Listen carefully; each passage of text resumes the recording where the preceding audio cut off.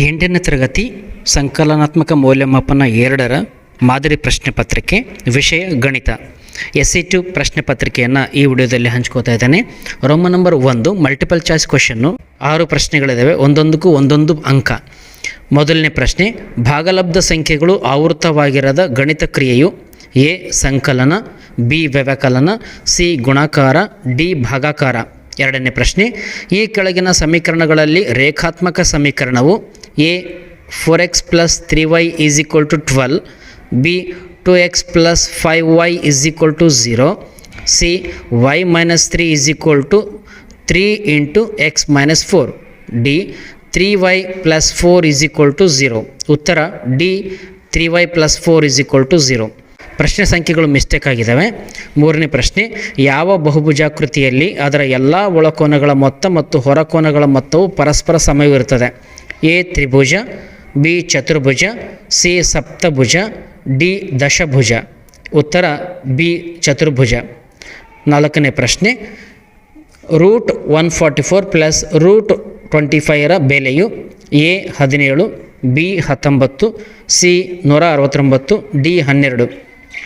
ಇದಕ್ಕೆ ಉತ್ತರ √144ರ ಬೆಲೆ 12 ಆಗುತ್ತೆ, ಪ್ಲಸ್ √25ರ ಬೆಲೆ 5 ಆಗುತ್ತೆ. 12 + 5 17. ಉತ್ತರ ಎ. ಐದನೇ ಪ್ರಶ್ನೆ, 50 ಪೈಸೆ ಮತ್ತು 1 ರೂಪಾಯಿಗಳ ಅನುಪಾತವು ಎ 2:1, ಬಿ 1:2, ಸಿ 1:1, ಡಿ 1:5. ಉತ್ತರ ಬಿ 1:2. ಆರನೇ ಪ್ರಶ್ನೆ, ಒಂದು ಕೊಳವೆ ಅಥವಾ ಸಿಲಿಂಡರ್ನ ಪಾದದ ತ್ರಿಜ್ಯ r ಮತ್ತು ಎತ್ತರ h ಆಗಿದ್ದರೆ ಅದರ ಪೂರ್ಣ ಮೇಲ್ಮೈ ವಿಸ್ತೀರ್ಣವನ್ನು ಕಂಡುಹಿಡಿಯುವ ಸೂತ್ರವನ್ನು ಬರೆಯಿರಿ. A 2πrh, B πr × 2h + r, C 2πr × r + h, D πr × r + h. Roman number 2 ಕೆಳಗಿನ ಪ್ರಶ್ನೆಗಳಿಗೆ ಉತ್ತರಿಸಿ. ಒಟ್ಟು 6 ಪ್ರಶ್ನೆಗಳಿದ್ದಾವೆ, ಪ್ರತಿಯೊಂದಕ್ಕೂ ಒಂದೊಂದು ಅಂಕ. ಐದನೇ ಪ್ರಶ್ನೆ, -2 p/q ರೂಪದಲ್ಲಿ ವ್ಯಕ್ತಪಡಿಸಿ. ಉತ್ತರ -2/1. ಆರನೇ ಪ್ರಶ್ನೆ, ಒಂದು ಘಟನೆಯ ಸಂಭವನೀಯತೆಯನ್ನು ವ್ಯಾಖ್ಯಾನಿಸಿ. ಉತ್ತರ, ಒಂದು ಪ್ರಯೋಗದಲ್ಲಿ ಒಂದು ನಿರ್ದಿಷ್ಟ ಘಟನೆಯು ಸಂಭವಿಸುವ ಸಾಧ್ಯತೆಯ ಪ್ರಮಾಣವನ್ನು ಸಂಭವನೀಯತೆ ಅಂತ ಕರೀತಾರೆ. ಏಳನೇ ಪ್ರಶ್ನೆ, 2⁻3 ಅನ್ನು 2 ಬೆಸ ಸಂಖ್ಯೆಗಳ ಮೊತ್ತವಾಗಿ ವ್ಯಕ್ತಪಡಿಸಿ. ಉತ್ತರ 8. ಎಂಟನೇ ಪ್ರಶ್ನೆ, 2a - 3b ಮತ್ತು 2aಗಳ ಗುಣಲಬ್ಧ ಕಂಡುಹಿಡಿಯಿರಿ. ಉತ್ತರ 4a² - 6ab. ಒಂಬತ್ತನೇ ಪ್ರಶ್ನೆ, 5⁻0 × 6⁻1ರ ಬೆಲೆಯನ್ನು ಕಂಡುಹಿಡಿಯಿರಿ. ಉತ್ತರ 6. ಹತ್ತನೇ ಪ್ರಶ್ನೆ, ಅಪವರ್ತಿಸಿ 5m - 6mn. ಉತ್ತರ m ಹೊರಗಡೆ ತಗೊಂಡ್ರೆ m × 5 - 6n. ರೋಮನ್ ನಂಬರ್ 3 ಕೆಳಗಿನ ಲೆಕ್ಕಗಳನ್ನು ಬಿಡಿಸಿ.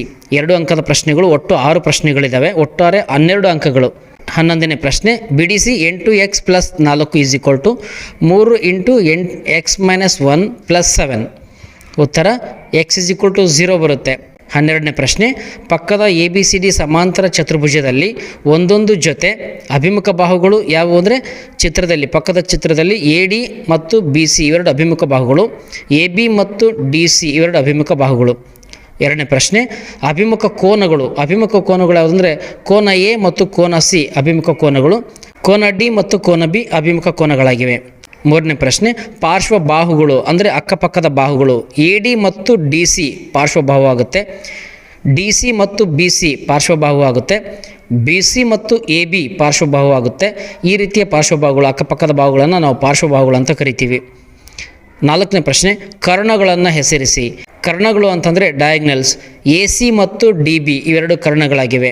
13ನೇ ಪ್ರಶ್ನೆ, ಒಂದು ದಾಳವನ್ನು ಉರುಳಿಸಿದಾಗ ಅವಿಭಾಜ್ಯ ಸಂಖ್ಯೆಯಲ್ಲದ ಸಂಖ್ಯೆಗಳನ್ನು ಪಡೆಯುವ ಘಟನೆಯ ಸಂಭವನೀಯತೆಯನ್ನು ಕಂಡುಹಿಡಿಯಿರಿ.